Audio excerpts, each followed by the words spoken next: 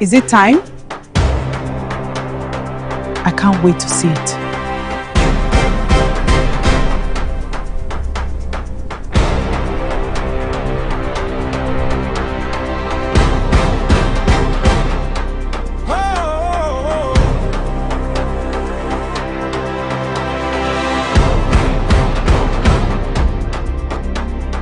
Voice of the people, stories that matter.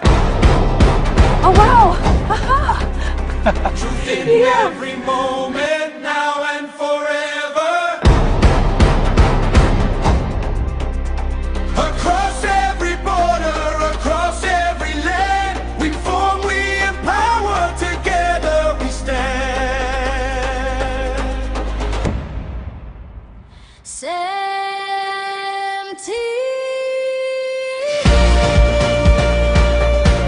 From Africa to the world, connecting every voice.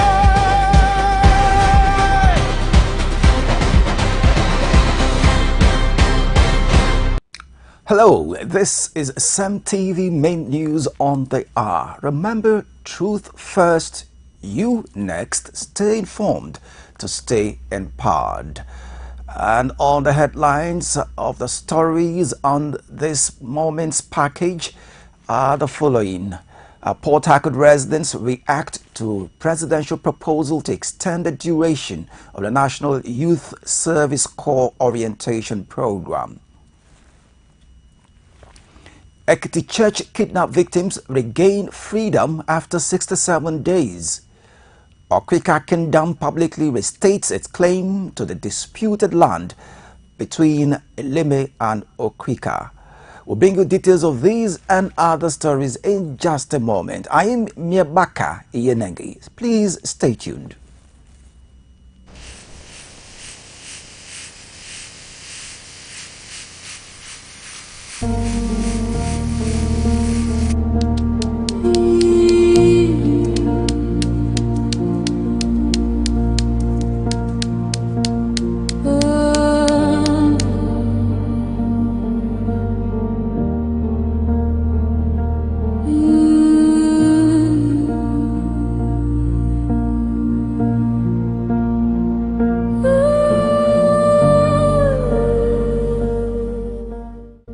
This is CEMTV, reliable news and entertainment.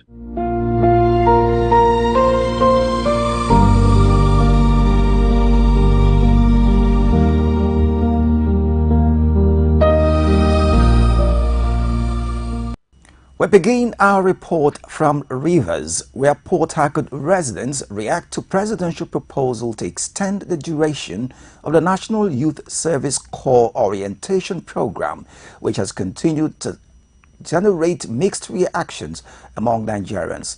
CEMTV correspondent took to the streets of Port Harcourt and spoke with residents who shared their opinions on it. Speaking on the development, Mr. Onoha described the proposed extension as a misplaced priority, arguing that the country is still grappling with widespread insecurity. He maintained that the government should focus on addressing security challenges before considering an increase in the duration of the orientation exercise. There are many things to do, like insecurity in the country. Now we're supposed to tackle insecurity first, leave the NYSC. When we finish this one, we'll do this one.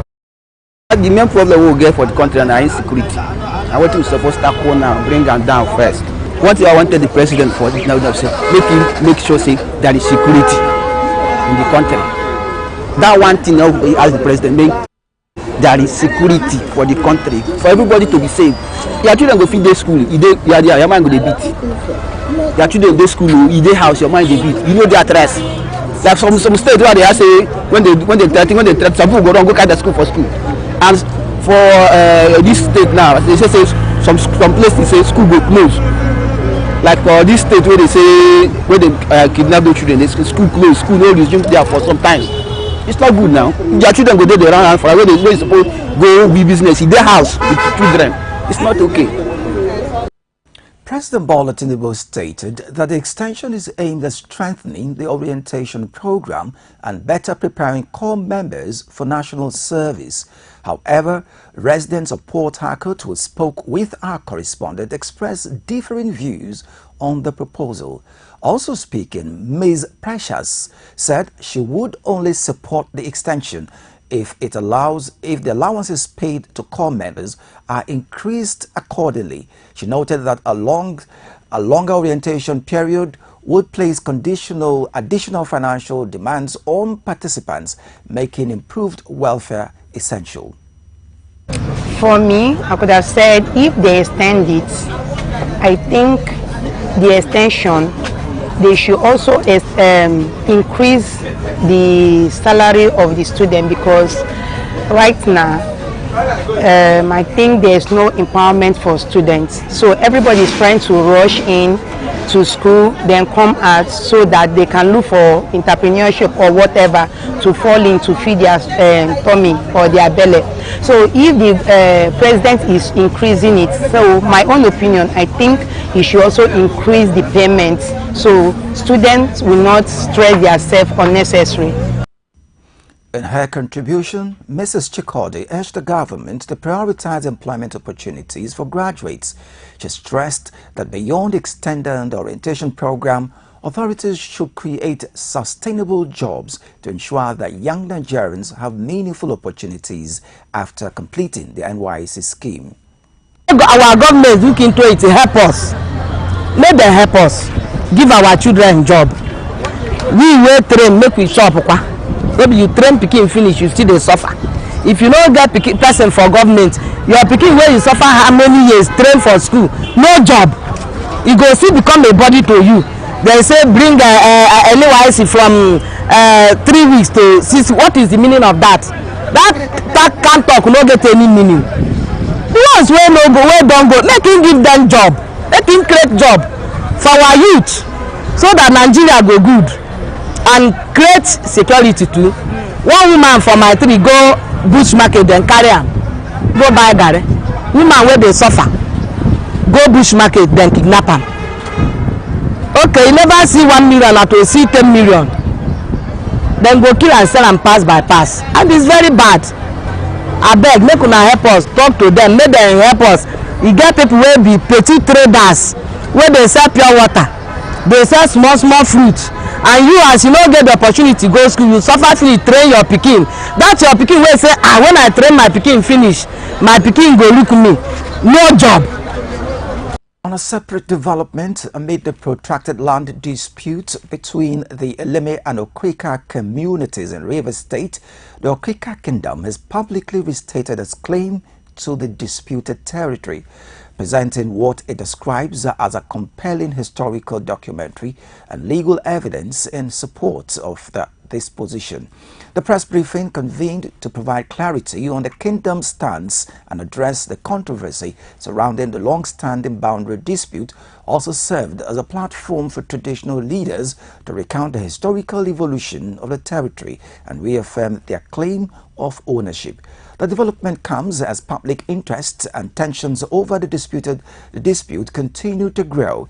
Our correspondent Miracle Wobo reports. The press briefing opened with an extensive presentation by Chief Kalio, who delivered a comprehensive historical exposition on the origins of the disputed territory. Drawing from historical narratives and traditional accounts, he meticulously outlined the evolution of the land's ownership, while identifying prominent landmarks, natural features, and historical reference points that, according to him, have for generations defined the traditional boundaries of the area.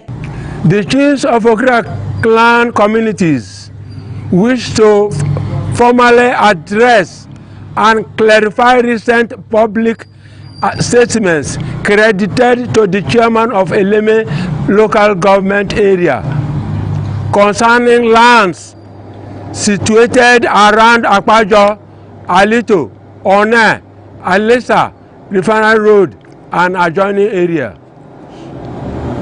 For the avoidance of doubt, we state clearly and unequivocally that the lands extending from Eleme to Ogu town in Ogbolo local government area, covering approximately 27 miles, including the settlements and ancestral land of the 101 communities, belong historically and legally to Okrika communities. Any contrary assertion or representation is inaccurate, misleading, and inconsistent with established historical records and judicial pronouncement. Expounding further, Chief Kalio provided a detailed explanation of the territorial boundaries, asserting that they clearly demonstrate the Okrika people's long-standing entitlement to the land. Okrika communities played significant roles in the introduction and development of Christianity, formal education, and healthcare services within Mbone, Eleme areas, including St. Luke's Church, Akwajo, Alito, One, Alesa, Joint Hospital Okrika, which served Mbone, Eleme people from 1910 to 1928. The land dispute between the parties commenced between 1944 and 1947, during which period Eleme was under the Opobo division while Okrika was under the Degema division. The intertribal boundary settlement number 3 of 1947 clearly delineated and boundary in favor of Okrika communities. In the landmark case of Chief Samson Adoki and others versus Chief Michael Igwe and others, sheet number FSC 123/1957, judgment delivered 24th March 1958. The Supreme Court affirmed the territorial and possessory rights of Okrika communities over the land stretching from Elelewo to Ogu, covering approximately 27 miles square, including waterfront extending up to 1,000 feet in breadth. The judgment further affirmed that the Okrika communities possess beneficiary ownership rights over the said lands, including the right to transfer interest by interviewers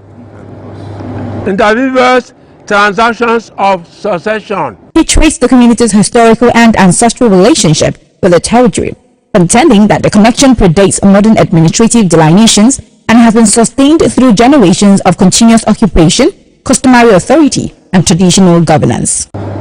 The position of Okrika communities is supported by the following documentary evidence. Exhibit 1. A.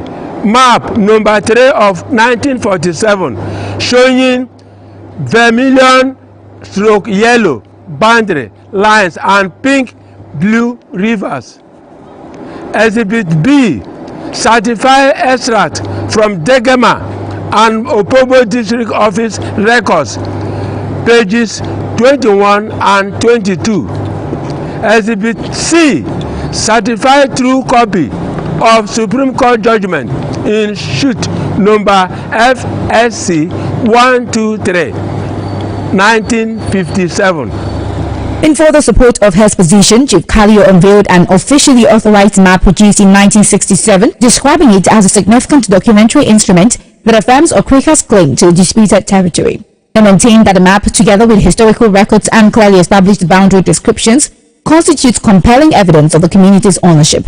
According to him, the convergence of historical documentation, traditional boundary demarcations, and officially recognized cartographic evidence presents a consistent and credible basis for Okrika's claim to the land. Historical records dating back to as early as 1802 show that the vast land areas covering present-day Okrika, Eleme, and Obibo belong to Obibo and Okrika people.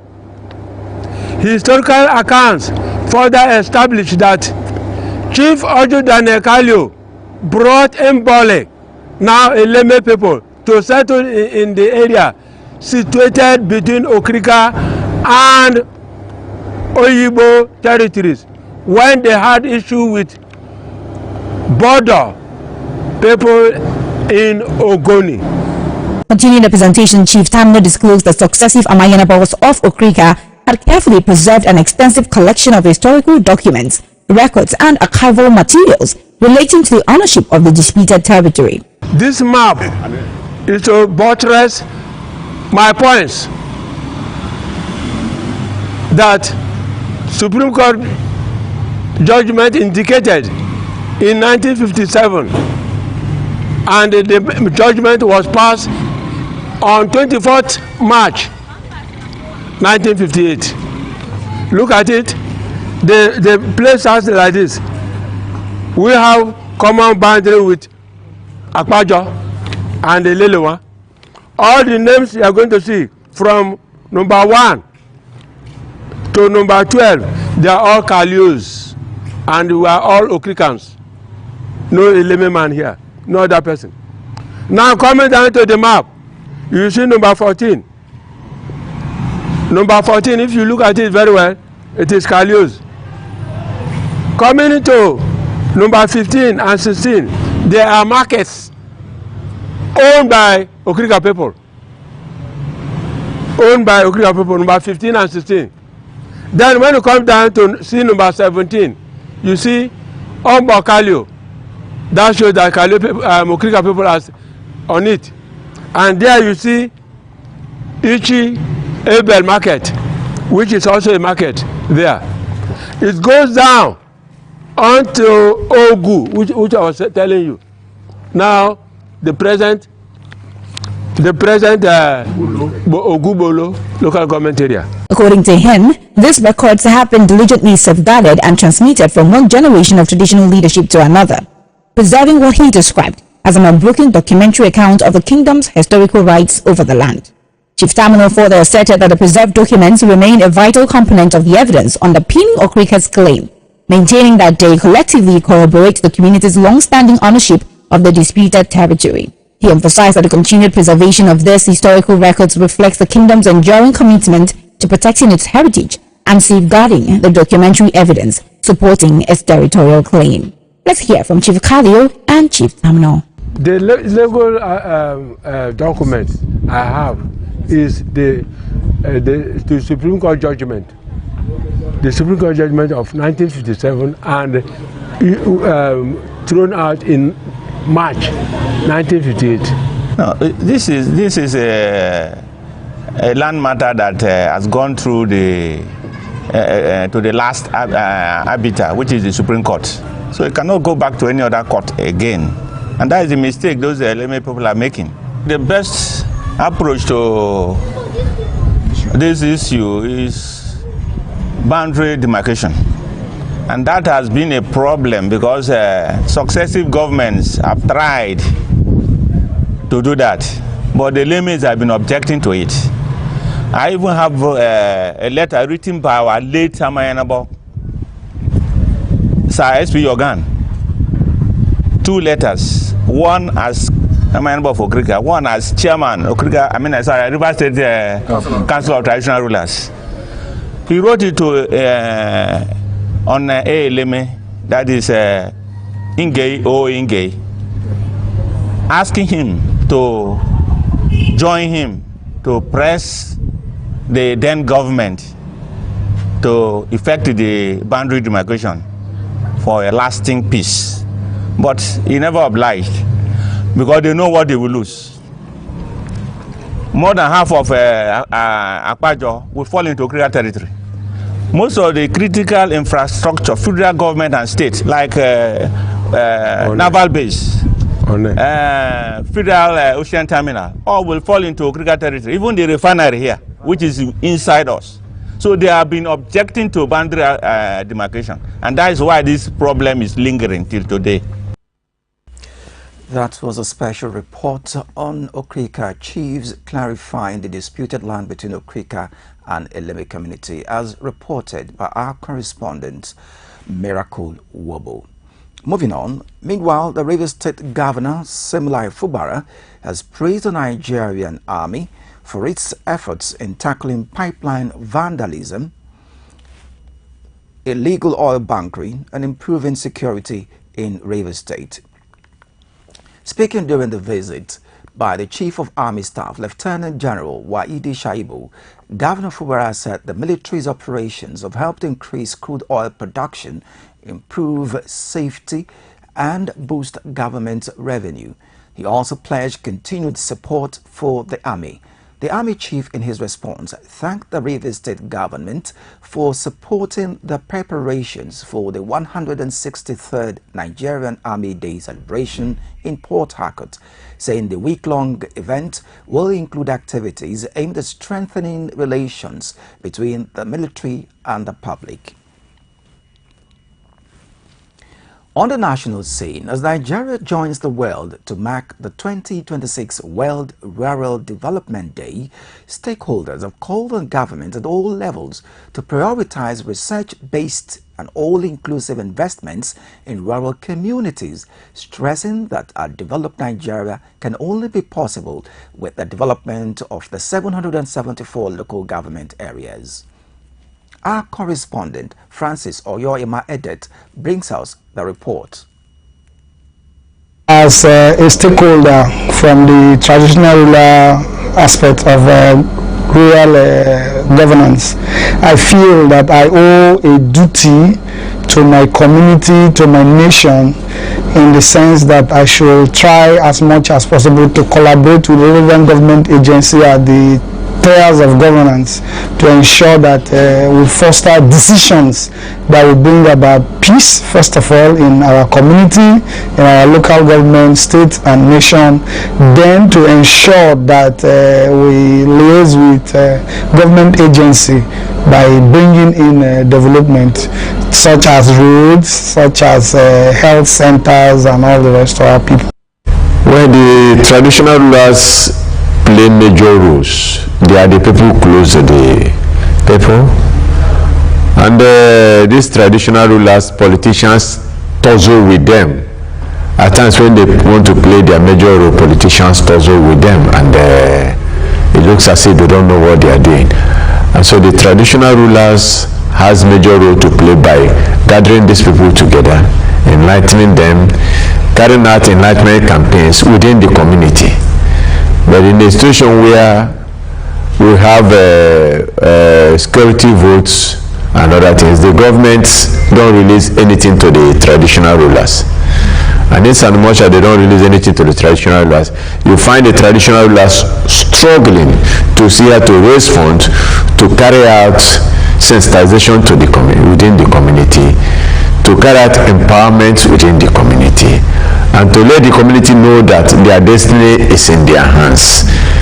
That whether government comes, government doesn't come, they have something to do to earn a living, not by doing what is wrong. We are all surviving because of development in certain rural areas. Imagine a world without a rural area. So you think you're eating beans, rice, tomato, onions. Where are they coming from? People should understand a lot of things. It comes out in the mind. So there should be mindset reorientation, there should be physical transformation, there should be mental transformation, there should be psychological transformation, economic transformation, social transformation. You don't roads, social infrastructure, and other related infrastructural issues are just one aspect of rural development. Rural development is life. For development to take place, it must first be based on needs. It must first be based on priority of the target communities. For example, if you want to do anything, you want to provide any form of infrastructure, you must first understand if that infrastructure is needed. Is it a priority in that local area? Ekiti Church kidnapped victims regained freedom after 67 days. The worshippers abducted during an attack on the Christ Apostolic Church CSE crusade in Eda Oniyo Elijah Major local government area of Ekiti State have regained their freedom after spending 67 days in captivity. The victims were rescued on Friday and have since been reunited with their families, according to the police. The victims were kidnapped on April 28, 2026, when heavily armed gunmen invaded the church revival service, killed the officiating pastor, and whisked away worshippers into the forest. Authorities say one of the abductees died while in captivity, while the remaining victims are receiving medical attention following their release.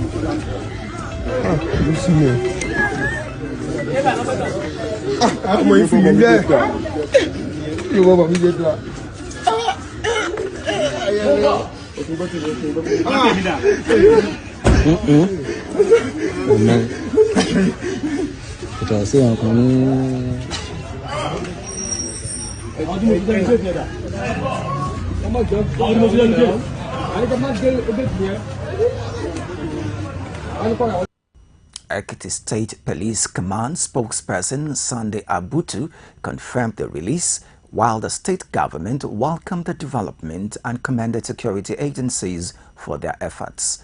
The circumstances surrounding the victims' freedom were not disclosed as investigations into the incident continues.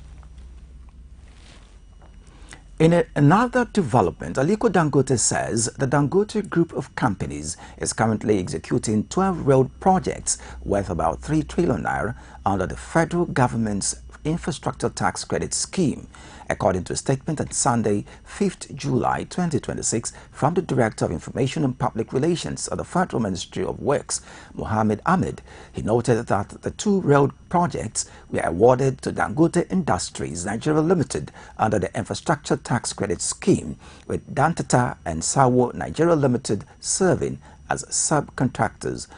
The announcement was made during the flag-off of the rehabilitation of the Bama Banki and Dinkwa Gamboru Ngala roads in Borno State, represented by the Vice President Kashim Shettima. President Bola Ahmed Tinubu said that the roads will improve security, boost trade, and reconnect communities affected by insurgency. Dangote further stated that the company remains committed to supporting infrastructure development across Nigeria, while government officials and Borno State government said the project will promote economic growth, improve regional trade with Cameroon and Chad, and support the recovery of Northeast. Still on national news, the federal government's reported plan to replace the National Youth Service Corps decades-old khaki uniform with a direct-themed outfit has sparked conversations across the country. The proposed redesign, unveiled during a recent stakeholders' engagement, is intended to promote Nigeria's cultural heritage and support the local textile industry. However, while some Nigerians see the initiative as a celebration of indigenous fashion, others have questioned its inclusiveness, durability, and whether it should be a national priority at a time of pressing economic and security challenges. CEMTV News crew took to the streets to sample public opinion, and many respondents expressed reservations about the proposed change. For Ajiri Omoshowofa, the timing of the proposal is his biggest concern. He questioned why a change of corps member uniform is being prioritized at a time when Nigerians are worried about insecurity and other pressing national challenges.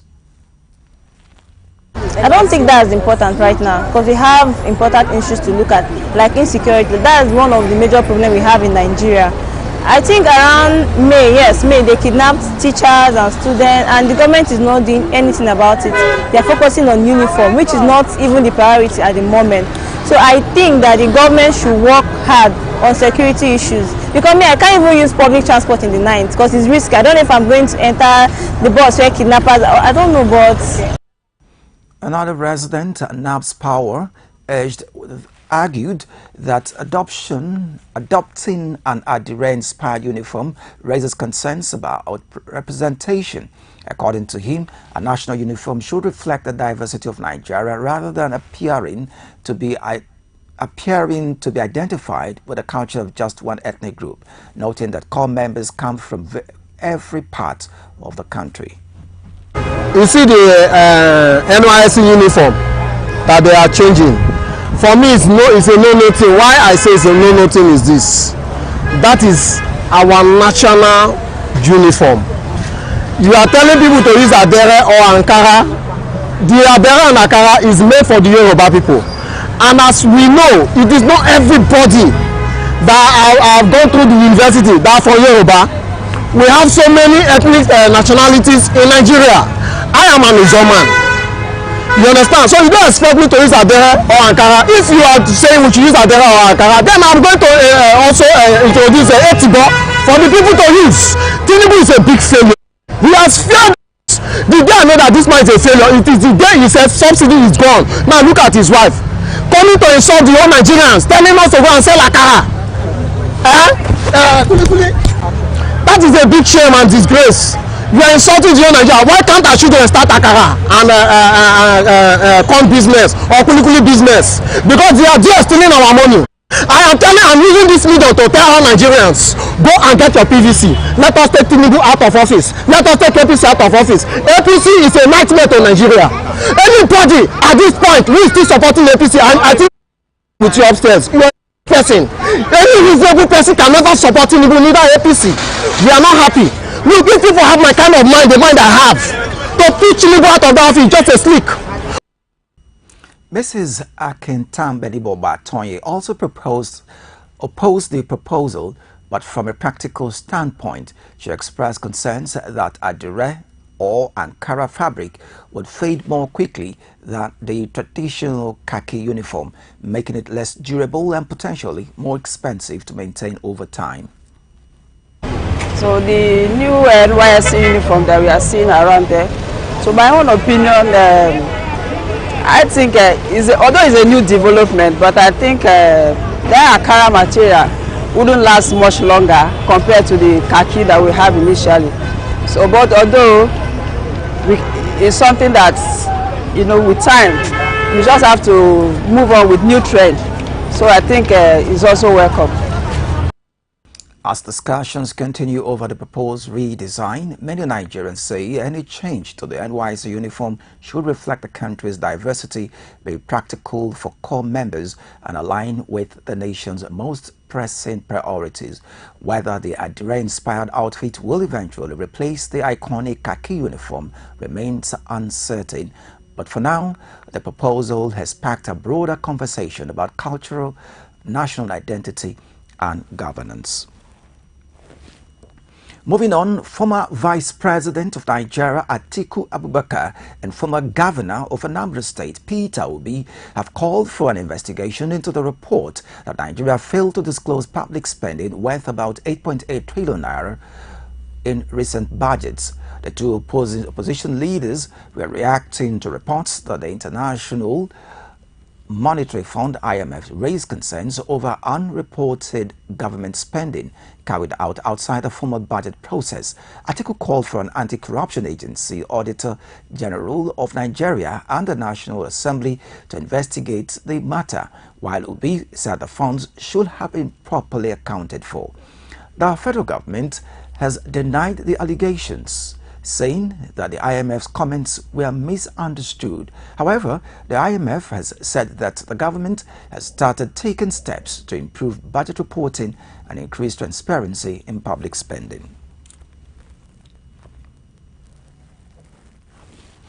In a related development, the federal government has dismissed claims that more than 8 trillion naira, representing about 2% of Nigeria's gross domestic product (GDP), was spent outside the approved budget, describing the allegations as false and misleading.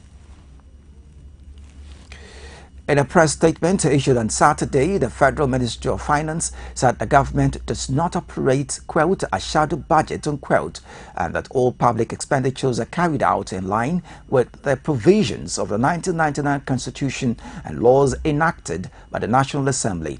The clarification followed public commentary referencing the IMF's 2026 Article 4 consultation report, which some interpreted as evidence of unlawful spending. The ministry explained that government expenditures are authorized through appropriation acts, supplementary appropriation acts, and other statutory provisions, while multi-year capital projects and statutory transfers are legally recognized components of Nigeria's public finance framework. It stressed that these expenditures are lawful, transparent, and subject to legislative oversight and audits.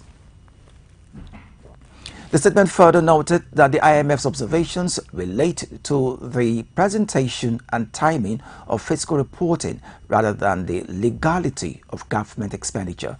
It reaffirmed the federal government's commitment to prudent fiscal management, transparency, and accountability, while urging the public to base discussions on verified facts and accurate understanding of Nigeria's fiscal framework.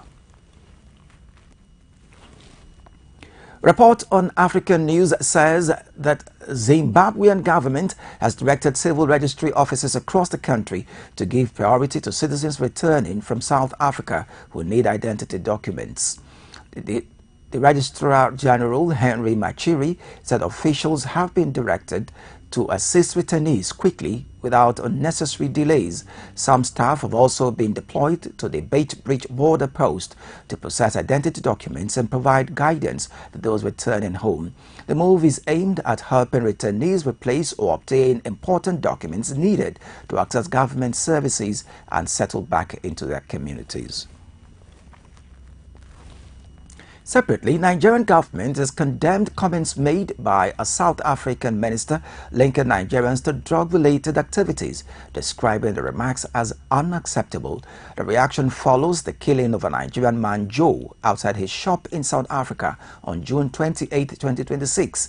They also stated that it has placed the South African government on notice over the safety of her citizens and warned that further action would be taken if attacks and discrimination against foreigners continue. The dispute comes amid rising anti-migration sentiments in South Africa, where some groups have called on undocumented foreigners to leave the country, and Nigeria has also begun documenting properties and businesses left behind by her citizens who have returned home. On the foreign scene, a fast-moving wildfire broke out near Thessaloniki's, Greece's second-largest city, which forced residents of 3 nearby communities to evacuate.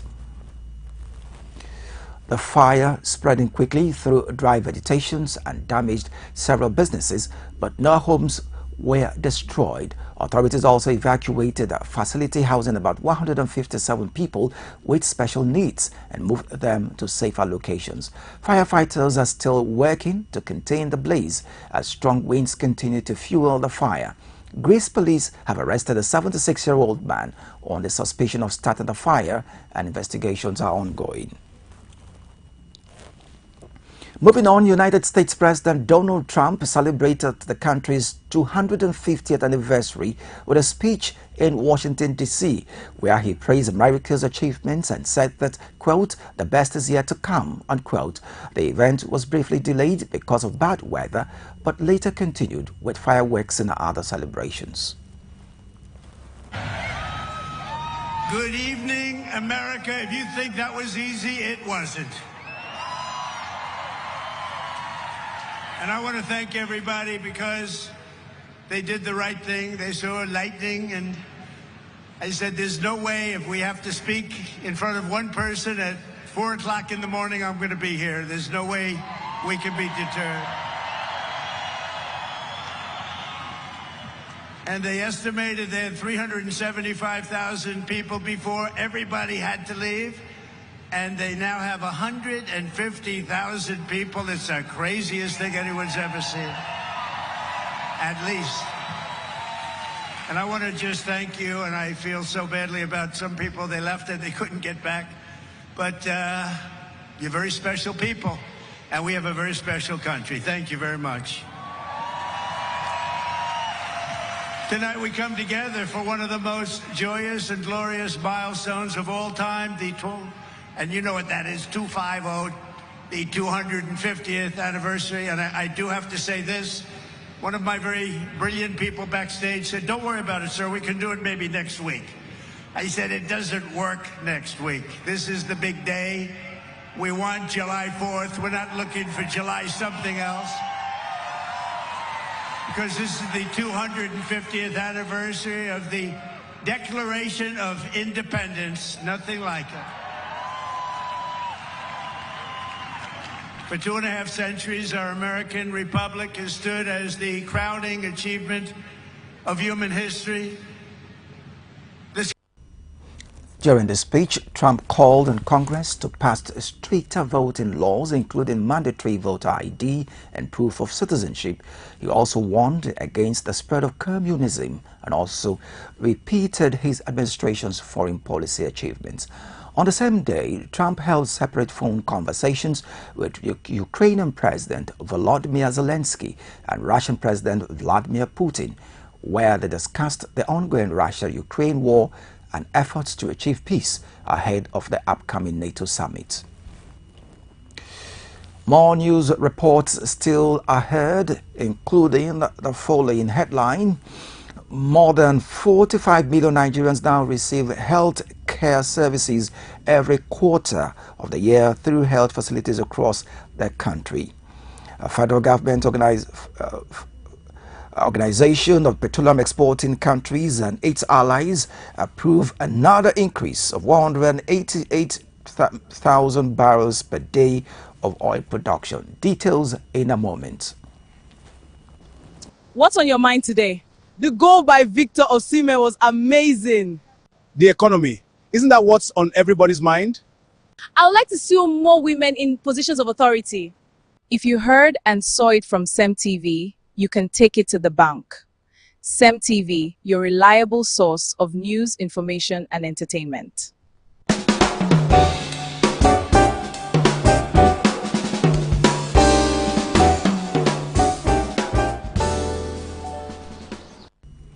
In health, the federal government said that more than 45 million Nigerians now receive health care services every quarter of the year through health facilities across the country under President Bola Ahmed Tinubu's administration. Speaking in Bauchi, the Coordinating Minister of Health and Social Welfare, Professor Mohammed Ali Pate, said that the improvement is the result of increased investment in primary health care, medical equipment, health care workers, ambulances, and essential medical supplies. But he also highlighted several health projects in Bauchi State, including upgraded federal health institutions and new medical centers.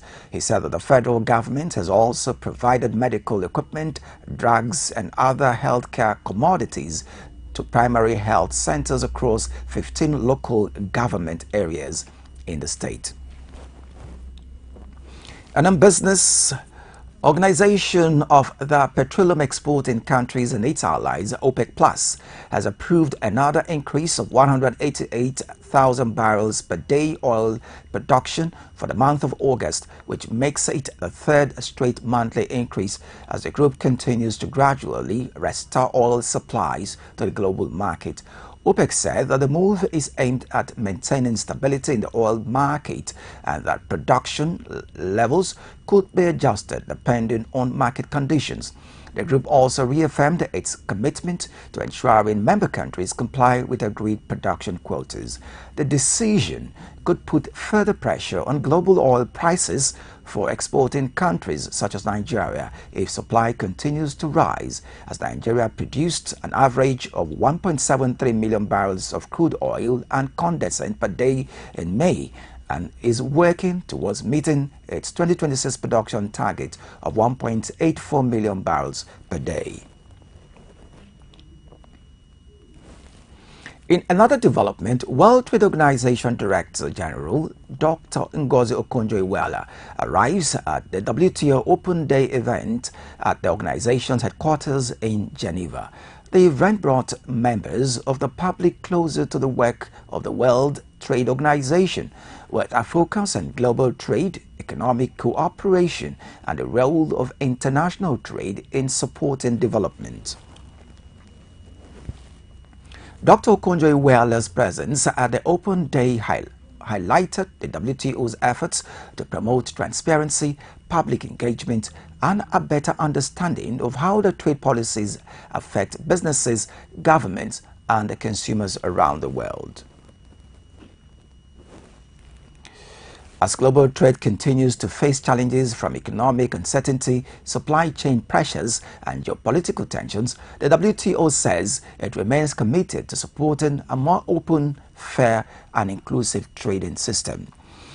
In sports, Nigerian striker David Ankeye has completed a permanent move to Serbian Super League club FK Zelenica Pasinovo from Italian side Genoa. The 22-year-old signed a 3-year contract that will keep him at the club until June 2029, and the Serbian club confirmed the transfer fee was 500,000 euros, which is about 800 million naira. Ankeye joined Genoa in January 2024, but struggled for regular playing time, making 11 appearances before spending time on loan at clubs in Romania, Italy, and Cyprus. Speaking after the move, Ankeye said he is excited to begin a new chapter and hopes to help the team succeed. He also revealed that former Cameroonian and Barcelonian star Samuel Eto'o is his football idol, and he is also FK Zelenka Pansevo's fourth signing player of the summer transfer window, following the arrival of Billy G, Nemanja Zarik, and Mamane Amadou Saba. On entertainment news, wife of the late former Nigerian ambassador to Spain, Damola Siriki's wife, Sholape Siriki, has announced that Femi Otedola, a Nigerian businessman, gifted her 50 million naira. Hello everyone. I just got a message from Mr. Femi Otedola, my husband's friend. He just gave us 50 million naira. And it means a lot to us because my late husband, his first political appointment was given to him by Uncle Femi's father as Commissioner of Sports. Yes, Sir Michael Otedola. May his soul rest in peace.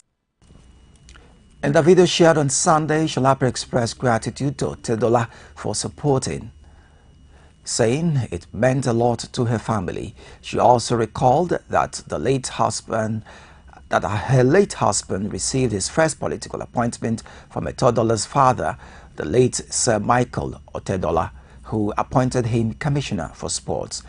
The donation comes weeks after Sholape publicly raised concerns over a dispute involving her late husband's estate, in which she alleged that some properties and assets meant for her children were being withheld, claiming that some ownership documents had been altered after her husband's death. She also said that she has evidence to support her claims.